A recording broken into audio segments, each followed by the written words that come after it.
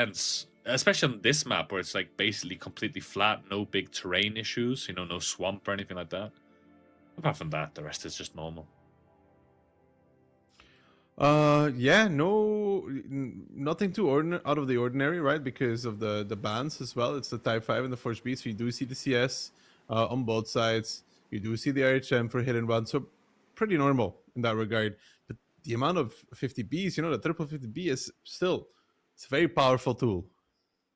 Yeah, it's an interesting difference in the meta to what we saw yesterday on Pilsen between Cashback and Sicarios. Here we're seeing it's a lot more mobile, a lot of Dravix, 50Bs, 430s. Ketsai, he gets decapped by that small strike. We said it, so no map-wide info for hit and run. Ketsai might try and take it again. He does. He gets spotted though, but decides to, well, opts to leave that one. But triple cap going on in the meantime. With triple 50B on the cap, now pushing off, trying to dodge the strike. They are not able to do that, but it's still only 28 seconds. There will have to be a reaction here from hit and run.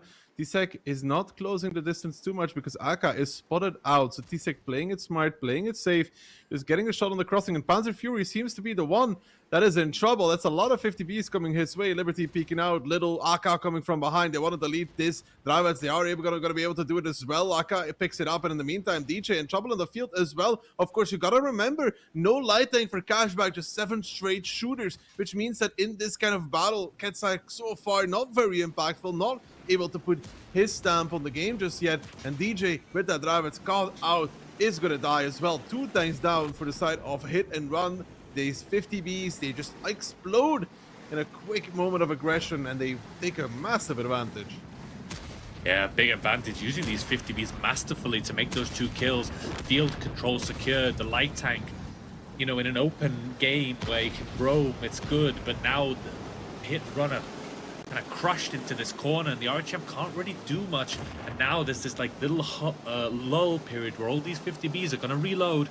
And once they're off reload, this flanking force by Squeezy and Barbarian, 50Bs from the front, those mediums from the back, it's going to crush hit and run. 1 tank disadvantage, 5k disadvantage. This is all but done unless there's a miracle. Yeah, I don't really see a way back in. The strike is lost as well in the middle. There's a light tank with basically most of the HP outside of Monster. There's no way back in. Cashback just exploiting that light to absolute perfection with their initial strategy, right? With those 50Bs quick onto the cap, and then they find something to push on. Yeah, the 1v1, like you said, the rivalry, Monster versus Barbarian here. They're going for this 2v1. It might be the only opportunity, but they might take a 50B clip in the back here. There have been a lucky Ketsai opts to take the hits, which I think is the right option. The light tank, we say how powerful it is in late game scenarios, but when you're this close range, it doesn't really make that much of a difference. But this is painful. The amount they bleed for this is horrific. And in the meantime, Akka pushes off the Tizek, makes the kill, and hit and run still 2,000 HP left, 3 tanks left. It's all over. It's indeed all over. Barbarian striking Monster. It's only 100 damage. Gets the kill though. It's Franak and Ketsai. Yeah, this first run here for Cashback, absolutely brilliant. They pick it up. They pick it up quick. They're going to be very happy about that one. Good job to them. You know, good initial strategy. Hit and run, not ready to receive this. Yeah, that's the thing I love about Onslaught. The fact that the meta can change so. Really good stuff from them. Damage dealt. I mean, the Fury was the first one to get pushed on, and DJ the second one, and that translates as well into this post-battle result. Yeah, it was a really difficult game for hit and run. I don't think they expected this kind of 50B aggression, and Dravix don't still a place for T57. Little opting for the Grouzes instead of the Vents, so yeah, it's a decent lineup by both these sides. No light tanks on either team, so I think we're gonna be in for more of a measured game here. At least by hit and run. Cashback, it doesn't look like they're putting the brakes on. There's also no plane this time from hit and run, right? So like, well, the plane has advantages and disadvantages. This time around, they will not get the info. Yeah, no info.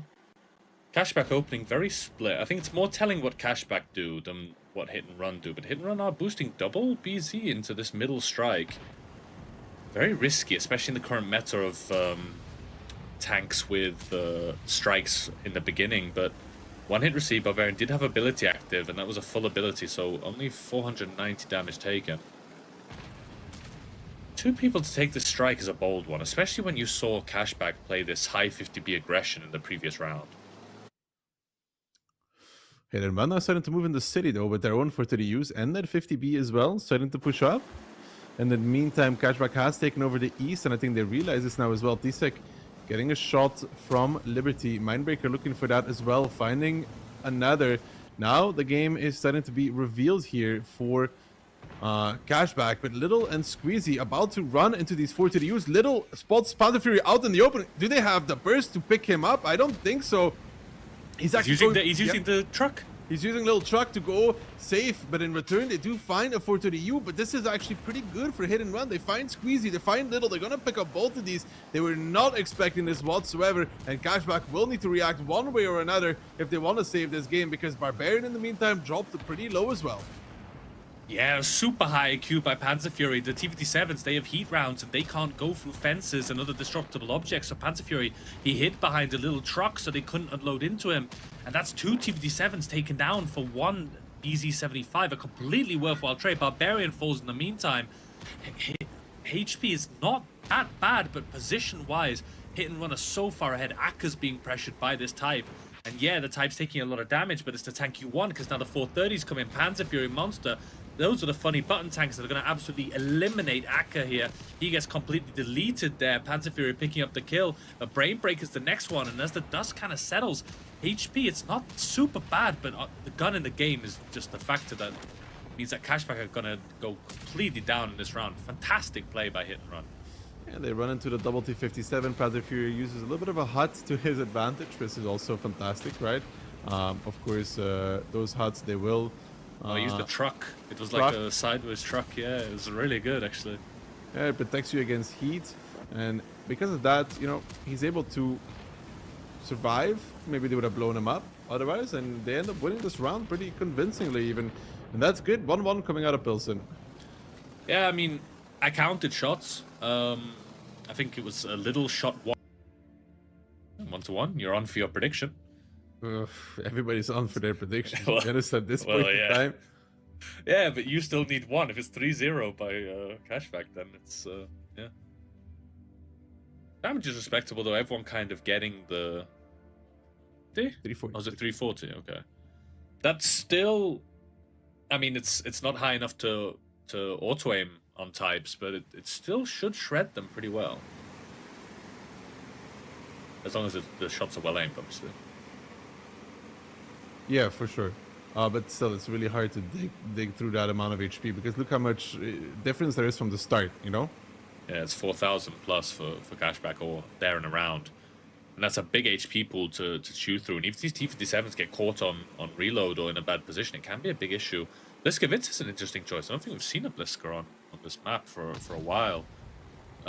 Typically used on other ones, but it does have some of the highest DPM in the game. If it's shooting on close range and hit and run, then they're not backing down. Then they're going to find a good engagement here if they keep going.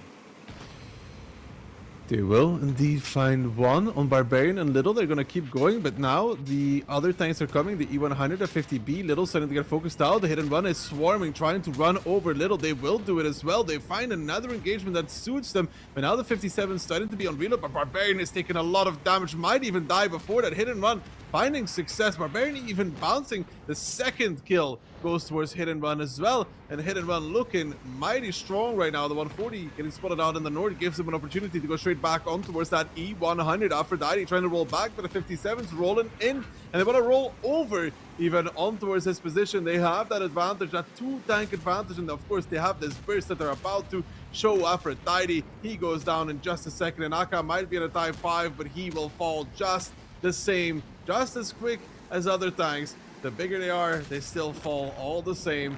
He does find a kill, but DJ retaliates, and it's gotta be hit and run to make it 2-1.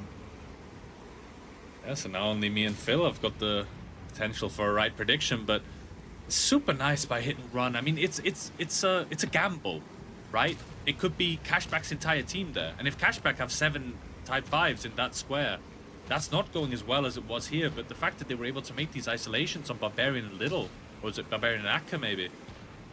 it just means that they just get 2 tanks almost for free. And it's kind of a repeat of the previous game. Hit and Run are making a decisive play that's, we can call it blind, right? That they don't have the info that there could have been 7 types there, but the fact that there's only 2 means that... Phil. Yeah, that's a concern. Phil is good with the predictions, and he's not loud as well. If he was good and loud, I wouldn't mind. The fact that he's good and quiet is quite a concern, but... Yeah, looking at the damage, you can see that Bliska, it's such high DPM, 5,800 damage, blocked a couple, or blocked 1 type shot. Being taken, double for the hit and run side. I always like looking at equipment, you know. What do you think about IRM and like Grousers on stuff like Foshby? I still feel Vents are better, especially with the modifiers.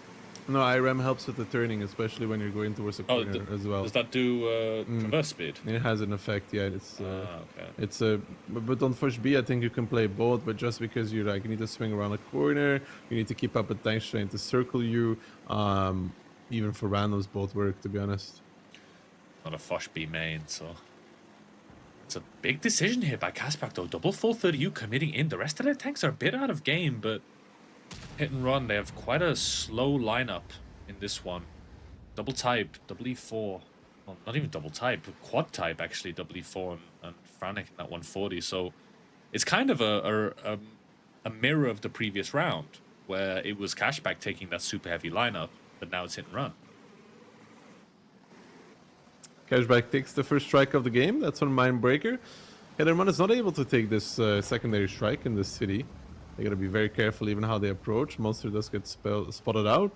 And what can they really do? Because they're losing both strikes. And of course, in a game of Rurenberg, and it's really early to mention this, at the end of the day, the final requirement is damage dealt if you do not have a kill advantage. And with 2 strikes, you can do a lot of damage.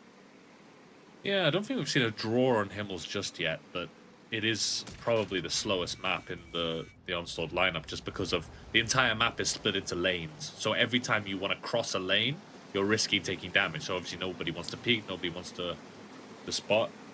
But Deck and Tizek now pressuring Mindbreaker and Squeezy. They're trying to pressure them from both sides, but Liberty is going to be there to clip out on these E4s. Ketsai Pop's ability doesn't take that much damage on the crossing. I'm really surprised by that. Tizek seems to be taking most of the punishment.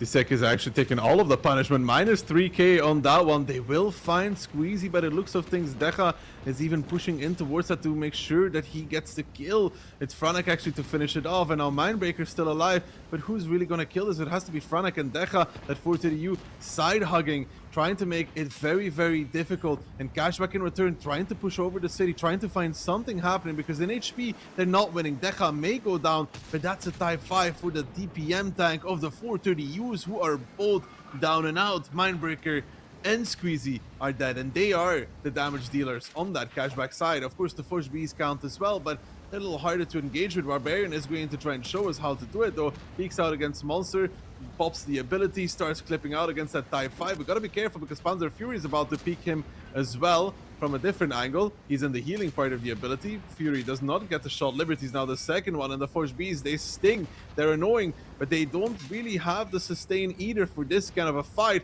It's Hit and Run with the HP lead. Monster might fall against Liberty. He does, but now the Fush Bs are out of steam, out of game, and they need to survive. Yeah, Fosh B can be a fantastic tank if you catch something, but you saw this engagement was so awkward. The long reload meant they couldn't pounce on someone, and then these tight corners just meant it was a very awkward game for these Foshes. Liberty's trying to run past, but he's running right into DJ. He gets eliminated. Ketsai facing off against Aphrodite. We'll need to see if even with ability pop, no ability runs out, so Ketsai should be able to finish this if he penetrates it and go right through the gun mantlet. He does. Little nice trick. If you shoot the left of the E4 gun mantlet, you can go straight through, and triple kill coming in and hitting. New and improved Cashback. Well, maybe not that new, but you know, could say improved. And yeah, Cashback has a lot to think about, because this was not the greatest of matches for them. You know, round 1 was great. Maybe round 2 was unlucky. Long reload is even longer, and it just reduces the DPM. And Hit and Run really got a perfect engagement here. Yeah, they did, and I bet they're very happy as well about how it turned out at the end of the day. They get the points, they get the win. Frontline, and to be honest, that's kind of it. The low noise, the radio low noise combination on the K91, actually pretty interesting. I mean, yeah, it's a choice. You know, like it helps for certain positions, positions where you need to get despotted quickly, right? I mean, on Tuesday, we did indeed see a K91 immediately evaporating in the middle of the map. Botchans is going to try to avoid that. Milo sees the first two tanks. Those are the CSs crossing over. The RHM getting spotted as well. So I think Sicarios at this point in time have a pretty good idea as to what Lodis is trying to achieve. And they should, right? They should at this point in time have a pretty good idea. But Sicarios with that double K91 on the base, got to be careful, of course, because there's a plane available, and he will not like what has just happened. It's minus 1k, and Rishek taking one as well. So really good initial damage there from Lodis. Good punishment onto the K91s. Then again, arguably that is not the most important damage to deal as long as the tank stays alive, because just like an STRV, maybe not as extremely so, but just like an STRV, it's basically like, as long as the tank is alive, the gun is in the game, and it isn't really supposed to kind of frontline brawl, although that is maybe what Rishek will have to do here, because Jordan with that CS is coming around, throws over a tree. Did Rishek see that, is the question. He does drive away, both of them spotting each other. Jordan in slow mode hits the shot, and Rishek has to bow to this one, has to go behind the stones. So Sicarios is resetting into this K-line hold. There's nothing G1 either, so they'll be okay with that. Click there, tries to take the strike, gets the knight. Of course, because of the mini strike. Always got to wonder how valuable it is to reset the guy on the strike instead of like gathering a higher tier strike over time, you know?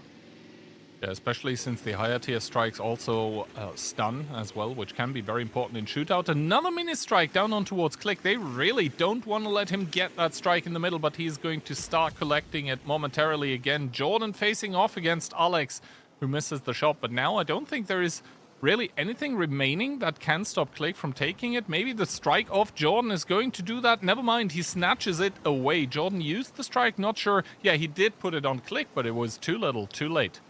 I think Jordan has bigger problems right now than putting the airstrike, as in he's getting shot by Alex from the side of the cliff. He has to drop down even, and that's a long way down. Oh, that's down some HP as well, minus 800, so down towards a 2-shot. Goes the CS, has to really start driving away, but the strike is enough to finish it off. Click with the Dravets. Now we know why they didn't want to let him get the strike, but really, you have to wonder, Jordan, that position, not the optimal one. Completely not necessary for him to go further along the edge when he already has the balcony with the bush. It's just greedy, and greed gets punished. And as a result of that, well, Lodis is down a tank. They're forced to push. They don't have a choice. Yep. One tank less means the tiebreaker condition currently would decide it against Lodis, who are picking up the middle strike, but just like they did towards Sicarios, they're also getting reset. Good shot from Alex in towards Botchans here, so the Dravets really able to play the outside crown here and exert a lot of view range, a lot of control for his team. You can see behind him, 300-400 meters away, is the rest of his team just waiting for pot shots at Lodis tanks that may be over-peaking a little bit. So as of right now, Sicarios looking pretty comfortable. Yeah, they don't have to do anything. That's their best part, right? They don't have to do a damn thing. They can just sit, wait, and hold for the push, which is something that they could have done in their last match as well, if you remember, when Milo decided to donate a tank. Indeed, Sokol perma-spotted, but now in comes the repush. Tuka with the Batchat as well, fully loaded with 5 shells, but bounces one on towards Click. A third tank shooting on towards Click as well, who starts melting, not on fire, but soon to be down and out here. Good push, getting called by Lodis, but how much does it cost them? Honestly, it was relatively, well, not cheap, but could have been a lot worse, to be honest. It was a good push. It really was a good push, and now Alex in a little bit of trouble as well. Dropping over, taking a strike to the face. Milo on the cap, taking a shot or two as well, and all of a sudden we're in an even game. Another strike on towards Alex, and Tuka is hunting actually for that. He might find Alex here as well, and that would be 2 tanks down for the side of Sicarios. They were not ready for this whatsoever. Absolutely not. Miku now scrambling towards that Batchat that is, of course, on the long reload. Well, not so long in Onslaught, actually, but he manages to get away slipping away with the bad shot, will be able to put a lot of map control from other parts of the map, of Sand River here. Toxic also getting found in that RHM, has to seek cover behind a dune, needs to be very careful. Tuka and Twist also on the prowl. Rishek taking another shot. This might be kill number 3 for Lodis on the horizon. No, I think it's kill number 3 for sure. I mean, Tuka will come in with the bad shot, 5 shells available. Twist as well there. Rishek needs to be... Tarks needs to be careful in that RHM not to make a greedy little peek, but Tuka and Twist, they find it. The 1-2 combination, put him down. Rishek has nothing left to do but to spectate, and Sicarios really gotta wonder, like, how do we lose to this? Yeah, it was all looking mighty fine. As soon as they picked up the first kill on towards Jordan, that arguably was really down to Jordan greeting with the positional play that he did. But now, 3 unanswered kills, and really, I mean, Lodis, they didn't do anything exceptional. They just picked good targets to push upon, and Sicarios seemed stunned. They weren't reacting to anything that Lodis was doing. Now, the momentum has shifted, right? Sicarios somehow has to find a way back in, and I don't see it. I really don't see it. I also had trouble envisioning Lodis getting back into the game, I have to say that, when they were down a tank, but they managed to do it. However, of course, 6v7 is a different situation than 4 versus 6, so let's see how this one goes. Sicarios also the team that needs to make a move. They have less HP, which is also not the best starting point for such a push. No, of course not. Of course. But and of course also Milo's a one-shot, so you got to take that into consideration. It's going to be hard. David is an opening, though. I'll say that much. He is definitely the first pick here.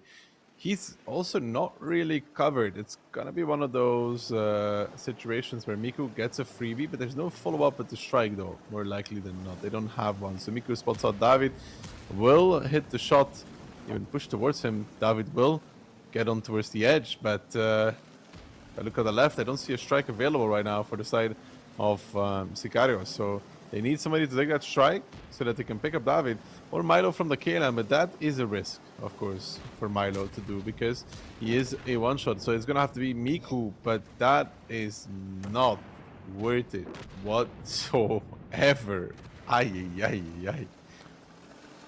Well, let's put it like this. He tried making a play in a game that more likely than not was already very much lost, and he does pay the ultimate price for it. Lodis are playing a very calm game. Twist, however, going down in the CS, so that is the double mini strike gone. They still have bot chance with the K91 though, so still one of those baby strikes available together with the info tower from Sokol. But right now 3 versus 4, it doesn't sound as bad as 4 versus 6 anymore, but looking at the HP, yeah, I don't think it's really doable considering that the cap has already ticked down to 15 seconds as well. So they will use the info very soon. They have Sokol on the info. They reset Baltsians, but there comes the activation. Baltsians puts the strike. Is it on Adi or like? It's on Adi, and it misses. It actually misses. Unbelievably enough, it missed. It's Sicarios to win the game. Oh my word, that is unbelievable. That seems to be the name of the game for Sicarios with that triple 40 UCS double IS7. That one can move. It can indeed move, and it can also fight. A lot of hold down power in there, but to be honest, the same thing can be said for Lodis that have the quintuple 430 of their own together with the MBY and the BZ. Kind of crazy, but in this lineup, the BZ actually the tank with the weakest hold down play, I guess. Yeah, Miko spots out sometimes going K-line. At least he sees the maybe. The cap will get started. The SRV will cover. This could be a decent start here for Sicarios because even if they get pushed, they have a fighting lineup. They see this push immediately coming over. I mean, Jordan, Tuka, Boltsians, Twist, David, they're all pushing on towards the cap here. Sicarios got to be careful though. You know, they see it so early, they got to disengage a little bit towards this riverbed area, get the SRV involved, but don't go too low because if you go too low, then you run into the problem. The strike is good though. The strike is very good. But if you go too low, you run into the area where Lodis might run over you. It's going to be like to fall immediately. Tark's going for the ram against Miku, but that is a bad move there from the BZ because that puts him into the STRV territory. And together with the 430U from the top, they shred him down. And we've seen a team drive down this dried out riverbed before, and it did not go that well for them. Lodis trying to change that one around, but so far it's not looking that much better for them. Click pulls back, Adi pulls back, but Adi seems to be perma-tracked. That is something that Lodis can definitely use to their advantage, getting that IS-7 out of the game. Yeah, Adi getting completely wrecked here with the IS-7 by that swarm of 430Us that are notably all still alive for the side of Lodis. So the DPM definitely there. The HP gap has also closed. The problem for Lodis right now is they're all in this dried out riverbed. And you know what they say, when they go low, we go high. And that is what Sicarios is currently doing with the crossfire, chasing David away.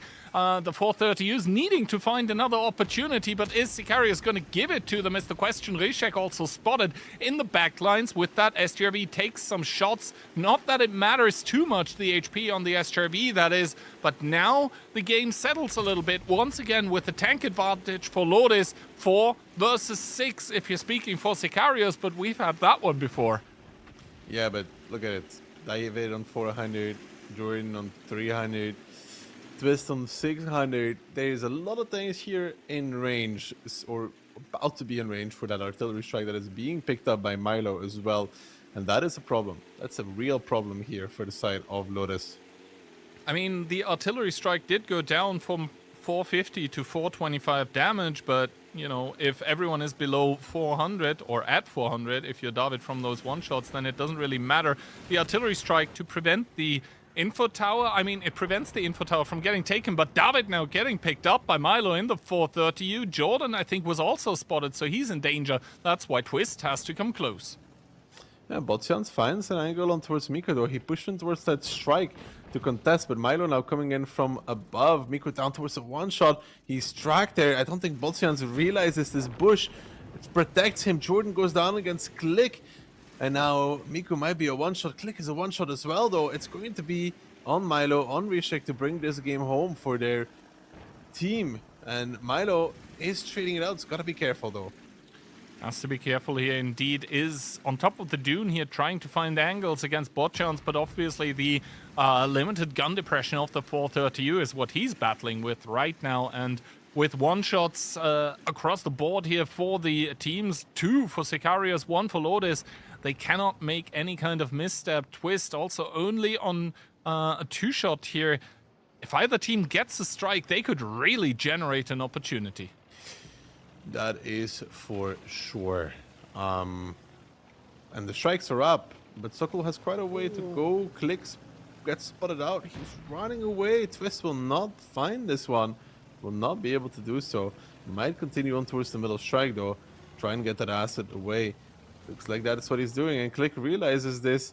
He's now in a little bit of no man's land, because anywhere he goes could be bad. He might try to peek beforehand. Oh, I think he kind of has to. He does get spotted. Twist aims. He picks up the artillery strike as well. Peeks, though. Tries to get it with the shot, but now the strike gets put. Will Click be able to get out of it? The answer is no. And Click does get secured as a kill, leaving Sicarios on only 3 people. And now that means Rishek is starting to move right in the STRV. I think that's the bell there for him. It's time, because he probably should have moved already, because now Miku is also in a little bit of a predicament, right? Milo is going for the push, will not find bot, will spot out Milo from Botsian's perspective. Oh, Botsians does kind of make it away, though. The 430Us, I think none of them have low noise exhausts installed currently. 430U actually with surprisingly good camo too. But he stays unspotted as he fades away into the bushes. Sokol is going to take the artillery strike, and with so few tanks on so little HP, it actually is a really potent tool to have. Especially if Miku now gets spotted, he did. Milo takes the strike, or will be able to take the strike. Has to face off against Sokol's strike, but Sokol, I think, knows that it's Milo that's taking it, and this is, of course, a dangerous game for any team to play at this point. Now Milo needs to start hunting. Twist will want to take that middle strike as well, right? And the question is, does Milo try to do something about this? Well, for now, Milo is driving to the info tower, might try to take it, and then, of course, the question is, as soon as he has it... Ooh, is the strike going to attack him? No, he even drives out. That is such an important asset that just goes to waste for the side of Lodis, but of course Twist is able to get yet another strike. Does he opt to use it is the question for now. The answer seems like no, so Milo gets the info tower, doesn't use it yet, which of course means that especially Tuka needs to be constantly on the move here. Cannot be sure ever when it's safe to stand still. Info tower gets used. The strike may get put. Does it get used is the question. Yes, and Tuka gets sent to the grave. It's 3 versus 3. Important note, Rishek hit Botsian some blind. Minus 500. He also knows that because he got ability back. So if there was a question about it, both teams roughly the same lineup, right? I think Sicarios is winning this in terms of damage dealt. Should be the case, yes. And with only Twist having a strike right now, I mean, he can probably prolong the taking of the strike that's going on right now, but not forever. Of course, the MVY also notably gets spotted in the southwest of the map. He's still on a 2-shot, or maybe even 3-shot for now, as Twist tries to find Milo that is taking the artillery strike in the north as well. You can see both teams are really trying to play with those neutral objectives to get an advantage, to edge it out. But, I mean, this is still up for the taking. 2 minutes remaining and very little HP. Because, for example, that STRV, good blind shot as well. You can see as soon as he actually gets hit, there's not a lot of armor remaining. No, and Twist is now moving, transitioning as well. I think Sicarios are making a mistake here. You know, like they're risking it for no reason. I think if you look at the lineup and then match it team for team, you realize that you know, they are in a position where they don't really need to risk with the info, for example, and Milo doesn't need to risk with going over that part as well. Like, I know it's kind of a gamble, right? But it's a calculated one, I would say. Absolutely. I mean, Rishek, does he want to invest his HP in the last 90 seconds here? The problem is on 923, and with the guns in the enemy team, like both the 430Us have a good shot here into the 430U in the middle. Rishek gets spotted with Twist behind him. He sets up. Twist has to drive into the 430U. The strike going down to kill Twist, so all of a sudden gun advantage for Sicarios, but the HP on their tanks are just not there. But there is no strike for them. No, there's not. The 430U is now starting to hunt, though. Rishek going on towards the artillery strike with the SRV. That's the right move, because even then, if Botsians finds Milo, okay, that's not as great as I thought, because Botsian's 550. Milo needs to get ready. Of course, close combat will trigger in a second, so he should know. Milo shoots towards Sokol. Botsian finds the kill. Rishek gets a shot against Sokol, though, and now all of a sudden it's playable for by either side. Rishek, he didn't end up taking the strike, and it's Sokol to find the kill. What on earth is happening? Well, it's going to be a 1-to-1 if nothing uber crazy happens. Now the CS mini strike does miss against Sokol, who now uses the ability, realizes, hey, I don't really need the reload right now. Maybe I should protect myself from some HE shells by the CS63 that now starts driving in towards the middle, desperately hoping to just about find anyone with 3 seconds remaining. Will he be able to do it? Probably not. The time runs out, and after 2 interesting rounds of Sand River, we find ourselves at a tight score, 1-to-1. I think this might just be the most interesting rounds of Sand River I've ever watched in my life. What does that tell us? Like, maybe some teams are just assuming that the BZ is going to be banned, and they just plan their tactics around that and just don't incorporate it into their tactics. Anyway, though, Sicario is going to start with double K91 140, so the Inspire medium is there together with a 430U. Double Badger looking for mushrooms and an RHM. Good plane, by the way. Great plane even coming out from Sicarios. 5 people, whereas the plane from Lodis only saw 3, and that also means no replaying for Tarks. Andy going towards the strike. Gets stuck behind the building. K91 Batson to take over the north. Archam taking the K line. I mean, Sicarios got to show us that they're not shaken after the last battle, right? I mean, Lodis had a good recovery, so let's see if Sicarios can have one. For my pick, at least, Sicarios needs to win this cleanly here on Westfield. A lot of strikes getting expended on that info tower, by the way. That is also a change with the artillery strike on level 1 available for the CSs. They're able to deny the complete info, or at least delay it. Lodis have it now, but so will Sicarios in a second. So both teams finally playing with the full information. What are they going to do with that is the question. Cap gets set by Sicarios. Ari trying to move away, taking some damage. Twist not hitting that one though. But in the meantime, Lodis already very much gathered around this middle strike, taking it over, taking the south strike as well. Although Click will deny it in his Badger. And that's the double cap on, and the double cap turns into a triple cap. Tarks will hit the plane. There's little strikes available here for the side of Lodis. There's one big one. It will hit 2, and it also will hit the guys that have most of the cap, like in Miku. Not really split up enough, I would say, between those two. Could have been a bit better. Look at the position of A3, though. There is a K91 there, and it might just be the undoing of Lodis if they don't deal with it. Jordan now coming in, but he's going to take a lot of damage. Tuka probably also going to cross over because Rishek now has the HP advantage in that DPM duel between the K91s, and Rishek can always drop back. But for now, Lodis trying to establish dominance around the cap. The RHM even getting pulled into the fight. Rishek is going to switch targets. Jordan even falling. Good focus fire coming out from Sicarios. But I think it's not going to be good enough to save Rishek. No, Rishek is dead. David finds the kill. Now they're trying to get on towards Miku as well, who's a little bit too far forward in that Badger. Twist with the peek in the Blitzkavitsa. Will he get it? Miku goes for the face hawk, and that really ruins the Blitzkavitsa's potential altogether.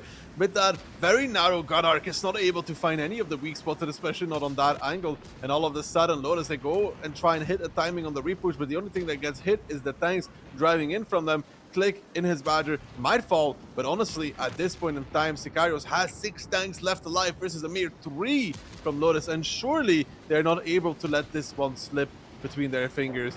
You'd be afraid to say it at this point, but I feel like this one really is not able to be thrown. No, I don't think so. There is only a singular tank remaining. David's whereabouts are firmly known, as well as Like is starting to close in. The heat shells, no issues whatsoever penetrating the 430 US. Milo comes in to pad his damage dealt a little bit more as well. And whereas the first 2 battles were a back and forth, I think Sicarios in this one and this time around able to establish a little bit of confidence, a little bit of dominance, finally. I guess you could play it on like the A5 position. While from the other side, I guess you could play around the E1 position. It of course comes with the baby strike as well. Not that Lodis needs so many of those currently, because they also have double CS. But it is a fact to mention. I'm not sure if the 420 Alpha from that Leopard 1 are enough to immediately generate a charge as well. Tuka immediately driving forward with that CS. He's going to tuck himself in towards a pocket to be kind of safe. No, he isn't actually from the double Dravets. Now he finally is able to go in there, but in comes Rishek as well. That needs to be careful with the gun elevation of his Batchat together with Alex. The strike going down. Alex bleeding a lot, but Tuka is down and out in towards Jordan now, but the next strike is incoming. Next strike comes in. Jordan finds the kill as well. Rishek now on reload, and now we can see Sicarios trying to overpeak, trying to make this happen, but the Type 5 and the Leopard are trying to cover from the best of their abilities as well. Click is low. Rishek is about to come off reload. Tarksek gets deleted. Milo, if they can keep him alive, will still be an asset in his battle now. Jordan behind enemy lines will be eliminated and will allow Rishek to come back in with that Batchat with 2 shells available, if I'm not mistaken. But that are important shells. Botsians goes down, and Sicarios with 6. They find a moment there to get on towards those CSs, and finally they're not letting this one slip either by the looks of things. Another 6-man squad from them versus just 3 from Lodis, who had a lot of HP left but also had like really big tanks in that regard. And it is going to be, at the end of the day, a comfortable win for Sicarios, which was kind of unexpected after Sand River, but they do bring home the 3 points. Indeed, a pretty safe victory at the end of the match for Sicarios, but I think the way that we got here, that's going to stay a very memorable one coming out. Yeah, Double Light's a bold one. K91 as well with that small strike from the start, so quite useful there. Yeah, I mean, HP on RHM, I always like looking at the equipment. I mean, it's going to give them an advantage on the field. I mean, Mafia do also have that K91 and fast double time. Yeah, I mean, it's hard to say. Obviously, CTR will need to open on this field. Herman going more aggressive. Plane comes out by Mafia, spots everyone except that EBR, so... Oh, EBR getting spotted immediately by Kono, who connects the shot. That's going to give him a level 2 plane. That's a pretty good opening coming out by the RHM, who is still spotted. I think that was a plane that probably hit him by Koidicek, as Herman in the EBR is going to get a lot of map control. Profuse whiffing the hit onto the EBR. It does get spotted. Is able to fade away though, and in the meanwhile Mafia putting their sights on the cap. Double T57, that's a lot of firepower. Together with the Foch B, they will have the cap and the strike to boot, with which they won't be able to reset the field strike that Herman is currently taking. This is why YOLO and Conrad are splitting up, and Yuzek doesn't even join the cap. Wall himself playing the super heavy once again, but right now he doesn't have to hold the front. Yeah, Mafia quite slow into this cap. Profuse does have a small strike. He could have decapped that one, but opts not to. Koidicek doesn't have a play in the moment, which is very important because it means he won't be able to play in Profuse. Dog shooting onto Orzic. 18 seconds left on this cap, but they do have the strikes. Looks like, just looking, Frolly. Yeah, Frolly has a small strike, and also Herman has that big one. 10 seconds to go, though, and these tanks are split up. Franta is going close to block it just in case. I think a strike will need to come out. It does. That's the big one coming out. Franta will block it. There's not that much that can punish him, but if these double T57s opt to peek on him, that 4,200 HP is going to disappear real quick. Yeah, the thing is, though, it's 1,000 more HP than the clip of those T57s. Finally, both of them are getting spotted here. So one of them is going to drive away. Conrad, the only one with the cap points remaining, is at 50 right now, where Woodok gets punished by Kono for one of those peaks, but Profuse might be in big trouble here, as Evo and Koidicek, both of them spotted. Profuse starting to put out damage. Orzic trading it against Woodok, and finally Conrad peeking against Franta, and yes, YOLO peeking as well, but Conrad is taking a beating for this one as well. Franta was able, I think, to bounce 2 of the T57 heavy shots and is going to reduce Conrad to a one-shot as Koidicek falls, the team captain himself in the RHM, getting caught out. Yeah, this push really wasn't good. Loki did a good clip on that T57 in the cap to try and equalize it, but now this push, I mean, they've lost Koidicek. Ivo might survive here, does survive, but goes down to that small strike by Profuse where he goes down. Franta being peaked. YOLO bounces the last one, but I'm not sure it's going to make the difference. There's 6,000 HP in disadvantage at the moment. 1 tank disadvantage. Franta is on his last legs. Yuzek might even opt to HE him. Does make the kill and connects it. Conrad is there. He's being hunted by Frolly, but Frolly really doesn't have the engagement he needs. Kono is now chasing down that Dravik. Frolly getting pushed. It's just going from bad to worse for Mafia, for CTR, sorry. And yeah, Mafia holding strong, holding steady, and not panicking. Letting CTR make the move. Yeah, I think CTR just having to invest too much in getting that K91 in the K7 position out of the game. Essentially, CTR bashed their heads against the wall here and really threw everything, including the kitchen sink, at that K91, but in turn, it just cost them too much. It cost them the RHM. The Foch ended up going down. Profuse with a beautiful solo play as well, even ending up getting the kill with the artillery strike. So yeah, he sold himself well there for a horrendous price, and that indeed was too much for CTR to pay. And Herman, the only one remaining with that EBR now, of course, he is going to extend the game a bit just to be able to have the advantage in a possible tiebreaker. That would be, as we said, on Himmelsdorf, but it's not going to be much longer here. The Hounds are closing in. Barker's beautiful shot into the EBR, even while dropping tracks takes out the wheels as well to hold the EBR a little bit in place. And Mafia, it's 1-0.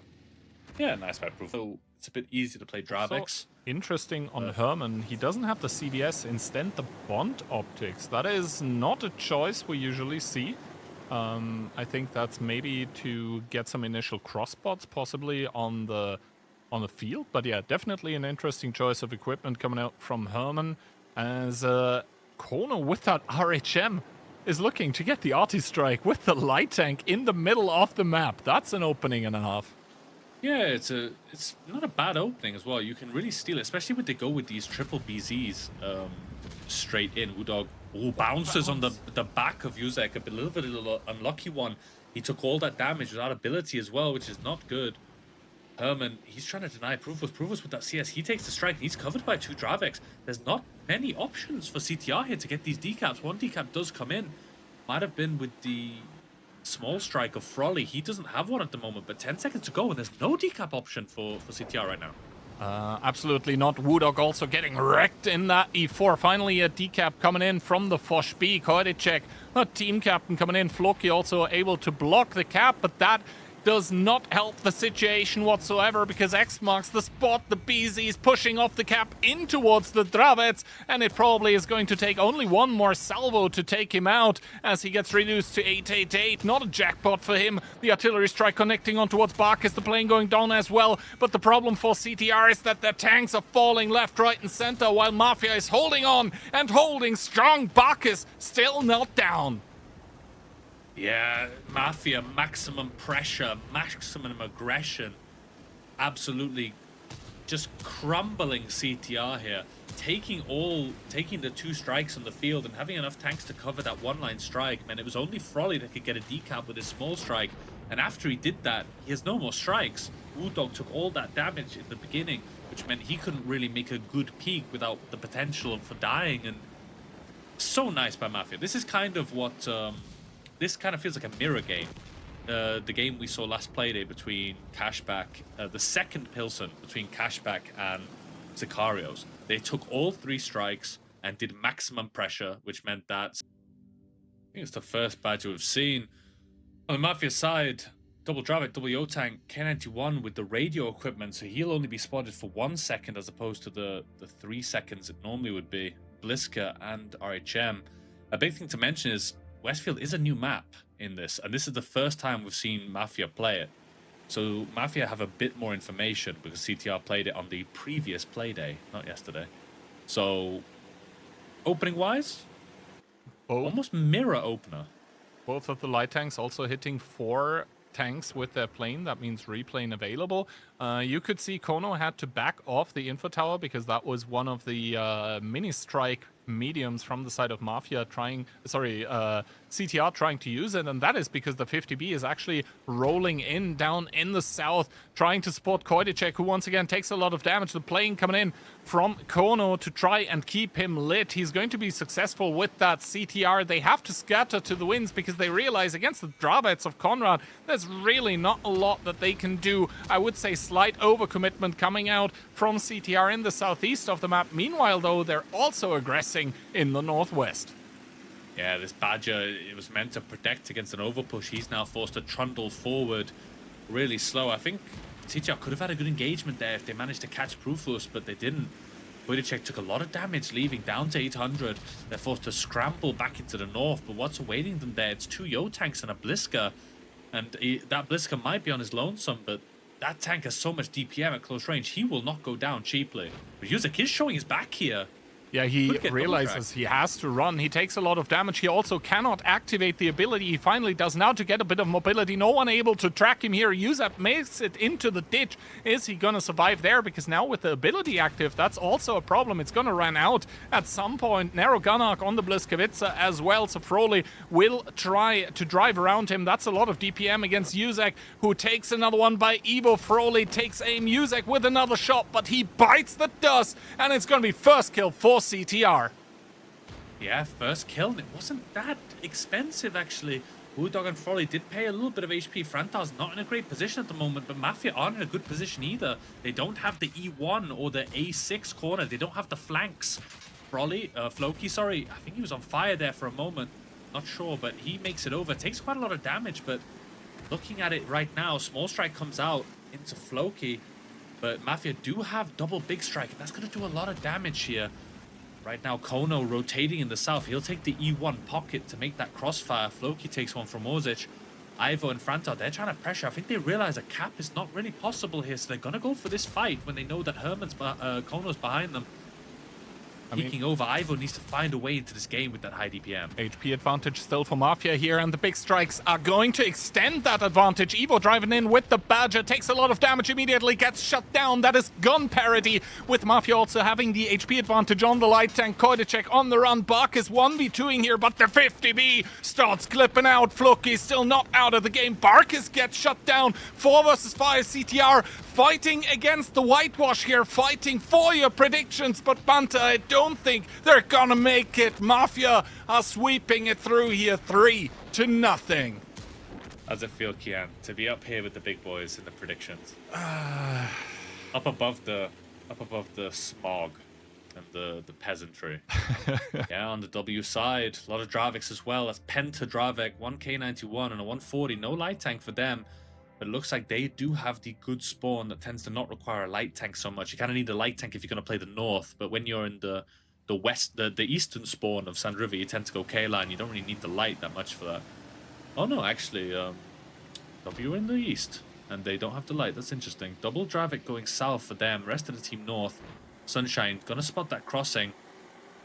Only Kano able to really punish. IOs will try and take the strike. Ooh, they are making the play. Interesting move here. Evil immediately has to burn the rep kit. Is going to go on cooldown because he was actually getting tracked. Piotr making the move across, doesn't get tagged anymore by Kano in that K91. Evil has to drive up and over down towards 2K, and W are settling into positions in the middle of the map, even looking to get the double strike immediately. Evil down to 1500, Amarak as well. Remember, the rep kit is still on cooldown for him. Double strike, if Evil takes another shot here, he might as well die. Yeah, I mean, on paper, W should have taken a lot more damage for that, but actually a play that looked quite risky actually paid off completely in their favor. Evelop will go down here at some point. He cannot stay safe there long term, and regardless, Piotr is going to take that strike. Mentos already took the strike in the middle, so strike not even required, and such an explosive start by W. I really feel like Weekend should have punished that much harder.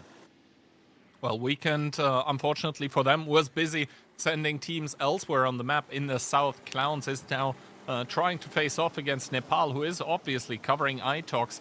That is taking the third artillery strike. That is 3-0 together with the opening kill for W.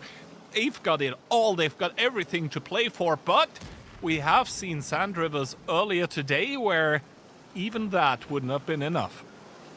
I feel like W could close their eyes and still win this game. I mean, they have literally everything going for them. All 3 strikes. All 3 strike control, all the positions on the map. Mentos making a bit of a controversial play here, but he does have backup with one of the Draviks behind him. Paradise Peaks gives him one, but takes 2 in return. That's Piotr helping his brethren there. In the meantime, we see Clownzik squaring off against the 2. It's just, there's no opening for Weekend right now, and Paradise is being pushed. Weekend's team is trying to converge and to try and support it, but it's going to be too little too late. Piotr and Mentos will pick up this kill.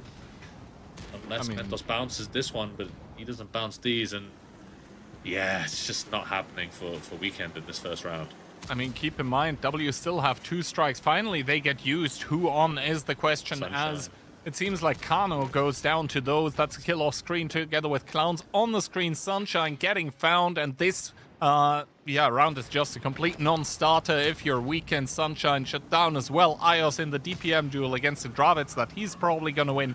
So yeah, W finally, the victors of last season of OLS are going to net their first win in this season as well. It was a bold one by W. I like it. You know, no light tank, making this play. These Draviks bounced a lot of shots on the way in, I noticed, which is not quick boosting lineup. 1 Yo tank, 150M, 140, the Inspire medium, and a 430. No light tank yet again for W. We might see them go into their enemy's face. I'm really curious what they're going to do with Triple BZ from this side. Well, let's see. First of all, they seem to want to do exactly what W did last round as well with the Dravci. which is just drive into the middle of the map and immediately generate an overmatch. However, they are already spotted Piotr and Mentos, now also Lukin. So W essentially with a copy-paste maneuver from last time. This time around, though, Weekend not making the mistake of sending someone where they can be killed immediately. The bleed on those BZs, I would argue, is not that much, and there is actually a lot of guns that could potentially farm them more. Evil as well on the Overwatch from their own spawn. He is going to be a menace. Trash Panda hull down actually with the better cards against the BZs. Yeah, but bear in mind, Weekend do have 3 strike mediums, and these BZs sitting together, there's the first strike, 250 on each, that's 750 in total. If they keep sitting at this rock, it's gonna bleed them. Ios goes in the north, but he's completely outclassed. The 430 of Clurf is coming to reinforce, but this is just not going great for W at the moment. They're kind of forced to push into Trash Panda. Lukin doesn't pen his shot.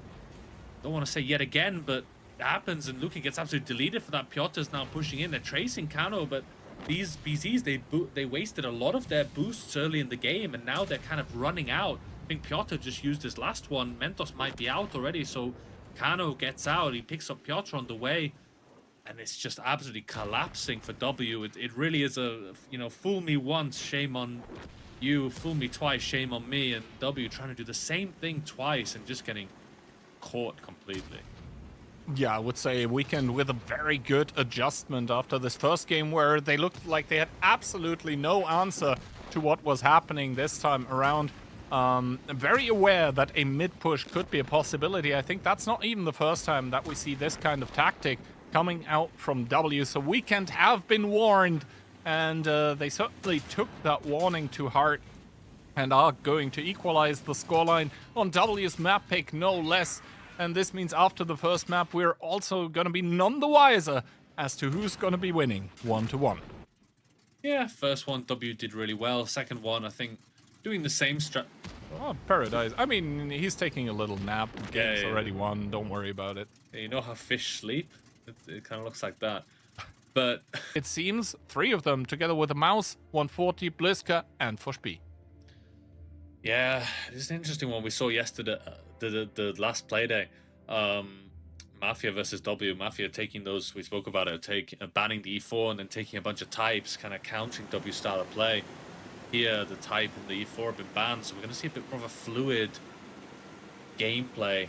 3 tanks spotted in the beginning, Mentos, Itox, and Piotr. Boosting with BZs into the camp on Ensk is a bold one. We haven't really seen that. Triple T57 by Weekend, that's a brutal one, and both teams ignoring the field. Piotr taking another shot on the cross by Clownzik in that mouse as Yos is already taking the artillery strike away from Weekend. They're not going to have any neutral utility as Clurf coming in with a peek does see a lot of enemy tanks, and Hellrap already burning the ability. That means for the next engagement he might not have it. Still 3 shots in the clip, doesn't really know if to reload. The same can be said for Evil. So far actually so good for W that have bled quite a bit on Nepal, but he starts healing up again. And now the question is, how does Weekend react? They have those very explosive T-57s, but they need to come into close range, and I think W is doing a good job of not letting that happen. But Piotr caught in between a rock and a hard place, a mouse behind him, a Bliska in front, and the Bliska even out-reloads the BZ. Yeah, it's a bit of an awkward one for Weekend at the moment. They do have the better positions, but Piotr's kind of getting caught here. Trash Panda crosses, so Ios will go down at some point. This forces Itox and Mentos off the cap to go in here. Strike goes down. We'll need to see, will Ios be able to kill? Trash Panda does not. Trash Panda goes down in return. Mentos takes so much damage for this. Bear in mind, Clownzik, he looks scary with that 4,000 HP, but they're not going to focus him, and he doesn't have that much DPM. The ball down to a one-shot. Sunshine picks it up. He has 1 shell remaining, so he should be going down here to the tanks of Lukin, Clurf, and Mentos. Lukin picks it up. Clownzik trying to bully Itox, but the HP difference is not that much. Picks up Mentos, though, which is really important. A 4v3 now, and HP in Weekend's favor. HP in Weekend's favor, and it's about to swing even further. The T-57s once again coming in with the clips. Lukin down to half HP, currently held, was tracked, puts a good shot into the mouse as the Clurf with the Fosh is chasing Kano. Does he have enough shells is the question. Lukin aiming at the mouse. Clownzik's HP, they are down, they are dwindling, but Clurf finds Kano in the 140. That's the Inspire medium gone as Clownzik puts another one in towards Itox, who is now on a one-shot against the mouse. Bounces even, and you can see see Lucan. He has turned tail. He doesn't even want to support his ally here as Itox drives around the corner but doesn't make it. Clownzik to pick it up. And as the dust settles, we find W with 2 TDs, a Bliska and a Fosh B against the 3 tanks of Weekend. And they still have Evil, and he's up to something with those 3,000 HP that he has remaining. Evil with 3k is the main win condition here. Clef peeks, tries to give one, but takes one. Yeah, was a little bit lucky early in the game. The T57 and Bliska bounced on him, but not lucky this time. He will heal a lot of that back. Will not be a one-shot for Clownzik, so might be able to pick this one up if Evilok doesn't give a shot through the gap. Clownzik actually shielding Clef from Evil. But yeah, Evil does pick that one up. Lukin takes one, so he's down to a one-shot. He might extend his life a little longer, but match point to Weekend. Now I'm starting to get concerned. Daki's prediction doesn't look this ridiculous anymore. Don't mention it right now. We're still watching Lukin in the possible, or rather impossible 1v2. No one's one-shot on the team of Weekend. Good shot by Evil to finish it off. And Weekend, the weaker team on paper, do find themselves... Lines in randoms. Anyway, Type 5 ban coming out from Weekend W, opting to get rid of the pesky Bluskowitz, leaving us with a 50B double Dravets 140 430U and double E4 for Weekend. On the other side, also double E4, a very popular tank on Ensk, it seems, together with double Fosh B for W and the 140 T57. And is that an IS4 by Itox? Interesting. So W fighting for their lives here already a little bit in the match. Trying to avoid the second defeat in a row here in phase 1, which is kind of crazy. Yeah, and they got no points yesterday. There's a chance they're going to get no points today. I saw one of the medium tanks had optics. I can't remember, it was on the left side of the screen. I was a bit curious, but the screen went away a bit too quickly. But full info for both teams, so we do have parity. If we're looking at pure lineups, it's pretty equal. It's all about how W can use those Foshes, I think. I think Weekends is easier to execute, but W's has more potential, if that makes sense. Yeah, definitely. No, definitely. If they use these, if they go around the corner with double Fosh and they catch someone, it's game over. It's the same thing that Mafia did to them on the previous playday, with the mouse. So there's adaptation on the fly. Exactly. Yeah. No, believe me, the yesterday caught in my throat. But these double Fosh Bs in this kind of scenario, they have so much potential. But yeah, Weekends, it's a bit more versatile with the Dravex. You can side scrape. You've got options. Cap is getting up decently high, but bear in mind, Weekend, obviously, Trash Panda has the strike. So no matter what happens, as long as they can find where Itox is, they will be able to strike him out. Ability gets popped, so the entire team has been spotted. They know where Itox is. Strike comes out. It's a little bit early, and you don't really want to use the strike on the IS4 because it means W can kind of build up their arsenal now. But big play coming in now from Weekend. Piotr with a good first shot, but obviously the ability means he has no track health, does get double tracked and held. Hellrap doesn't let the opportunity go amiss here, puts the full clip into Piotr, who takes even more damage. Sunshine about to come off reload. I think Piotr wished he hadn't popped that ability, as Sunshine just gets obliterated for the cross. Clownzik, though, to put the final nail in the coffin of Piotr. Yeah, there's a lot of damage taken by Sunshine that crossing. Bear in mind, Nepal did get actually a little bit slapped, and he didn't have ability. So Nepal now, he's running away on 1,000 HP. Hellrap is fully loaded. He'll probably take one. Doesn't take one from Lukin, actually. Clerf is clipping him out, but Mentos and Ios, they're chasing down Clownzik. Clownzik stuck behind that house. Hellrap will give a full clip to Ios, which is really nice. Not a one-shot for Clownzik. Clownzik is Amracked. He's probably not going to be able to get out another shot if Clerf has anything to say about it. But WR on the ropes here. They're getting kind of surrounded. They're in this southern corner of the map, just behind buildings. And HP advantage is on Weekend side right now. HP advantage on Weekend side, but W have the gun advantage. So let's see how that one goes. Lukin reloading as Nepal falls. Gun parity is what that means. Another strike goes down onto Evil. No damage reduction. Hellwrap about to find out that the T57, yes, it does still reload quicker, even though it has less alpha than the 50B now. Trash Panda finds himself in a fight against 3 Clerf, about to come off reload with the Fosh B and starts chasing the 430U. Ayos with a good shot into Trash Panda. He as well, who drives in the building, is not able to get the kill, however, as Mentos peeks, but Clerf picks it up, and W once again with the gun advantage, and this time around with the HP to boot. Yeah, just a lot of mistakes on the weekend side. Bear in mind, the W did have the gun advantage, but so much of that HP was on Itox, and that small mistake, the T57 clipping and killing the 50B, and just little mistakes by Weekend in the South really cost them. It's not over just yet, but they're trying to eliminate Itox, but Itox is not really the important tank at the moment. That IS-4, it's not a big threat. Lukin does take the strike in the meantime, which can be valuable. Strike goes down on Mentos. See if he can't back away. He can't. He goes down. Paradise peaks. Fosh B of Clerf picks him up. Evil picks up Itox, but he's not that important. The ability, it gets popped, and Evilock doesn't die. We see Clerf. Clerf can't ram him to death because of the Juggernaut ability, giving him better ramming potential. HG connection into the back, and that's non-ability. He doesn't get that back. Evilock does die by Lukin.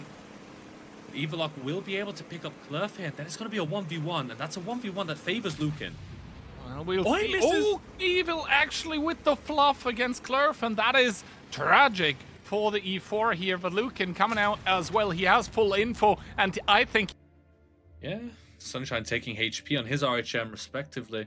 W, Double BZ, Bat with low noise, CS 140, 430U, and a RHM also with low noise. Not opting for the HP, so not going for the more fighting lineup. Planes in the beginning, see how many are spotted. Only 2 on the W side. It's a really weak plane by Sunshine. 6 tanks being spotted for Weekend. And on Cliff, the most important seconds in Cliff is the first 30 seconds, because that's where both teams go, and the initial aggressive play when they eventually see each other. So that info by W gives them a pretty big advantage. Also, there was another plane coming out from Clerf, and he did indeed see Sunshine with it. So now full information available by only 1 tank. Mentos driving after Sunshine, who has to hide behind the house, but that is a very angry Batchat chasing his way. Kano trying to support, but in the meanwhile, in the middle, the brawl has started. Nepal trying to make it up here. X marks the spot. He starts boosting up, but Hellwrap and Paradise not far behind. There is nothing to farm them, really. Yes, a few shots are coming up, and Nepal realizing this is not going to be it. Instead, a smart tactical play. He is going to actually push Hellwrap off the mountain, as Paradise is now the next one to take a lot of damage. W looking like they're going to hold on to the hill, as Piotr coming in as well. Paradise getting pushed again, and from the donut rains death from the 140 and the RHM. So nice, Banapor blocking that hill because he knew he had teammates to farm from behind, and Piotr was already on the way, so that was super nice play. Clownzik now taking the hill, but he's getting farmed a bit by Itox. Piotr, he doesn't even care about the hill. He's going to try and eliminate Hellwrap down to 56 HP. If they get the strike from Clerf, but Piotr doesn't even need it. Jet boosts right into his face to secure it. Evilock goes down. Sunshine already got eliminated on that 1-2, and this was a Cliff masterclass by W, using the plane, seeing 6 tanks upper, so knowing they can make that lower side play onto Sunshine, and the 2 BZs in the middle boosting straight up the hill. Chef's kiss, fantastic. Absolutely. W coming back into this match after what looked like almost their downfall on Ensk as well. But now W on a victory road as they are starting to close in. Yes, Weekend have finally won the hill, the lighthouse, but at what cost? Well, everything. Weekend are still going to take a point away from this match, however, because they did end up making it to tiebreaker, but for W, I think drama, possibly, and crisis certainly have been avoided. Yeah, it's not crisis time for W just yet. We're still pretty early. They've now got 2 points on the board. I mean, they won't be as high up on the leaderboard as they want to be, but the most important thing is... place there, actually, but all in all, I think we might be a lot closer together in the standings, at least when it comes kind of to the middle of the pack, right? But first of all, here are the stats for the last round that has just been played. But to be honest, the damage numbers don't really reflect the high impact gameplay that especially Nepal and then later with the help of Piotr also demonstrated, where not sure if it was FC call, not sure if it was maybe a pre-planned reaction, but Clerf and especially the 140 of W just really coming in clutch with Ios top of the board to be able to shut down this hill approach from Weekend, just make it a non-possibility. Yeah, we've seen gameplay like this before in last season's OLS. I can't remember what OLS is called for NA, but we saw OLF. It was in the finals. We saw Melly go up the hill with a BZ when the rest of her team went lower, and she wasted a lot of time of the I think it was probably Stacked Time or Burbology. I can't remember who lost the final, but we've seen similar gameplay like that before. But it was very, very good. But looking at the standings, this isn't really where we predicted we'd be. No, I mean, Mafia pretty undisputed at the top. 2 matches, 2 wins, no rounds lost. Followed by their Polish buddies of Hit. Also 2 matches, but actually 3 rounds lost, and that has led to them giving away a point to Weekend. No, it wasn't Weekend, it was CTR.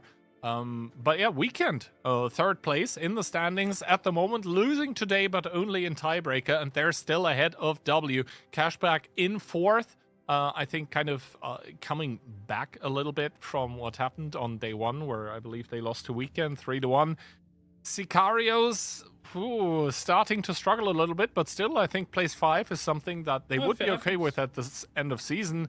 W, I don't think they can be happy with the result so far. And well, CTR and Lodis, the positive thing you can say here is that there is a lot of room for improvement, especially for Lodis. CTR, I think still signs of life, especially during day 1, because, well, today during day 2, Mafia pretty much looked unstoppable. Well, we need to consider who these teams have fought, right? So Sicarios, they fought Lodis and they won. And you need to bear in mind, CTR, yeah, their points are bad.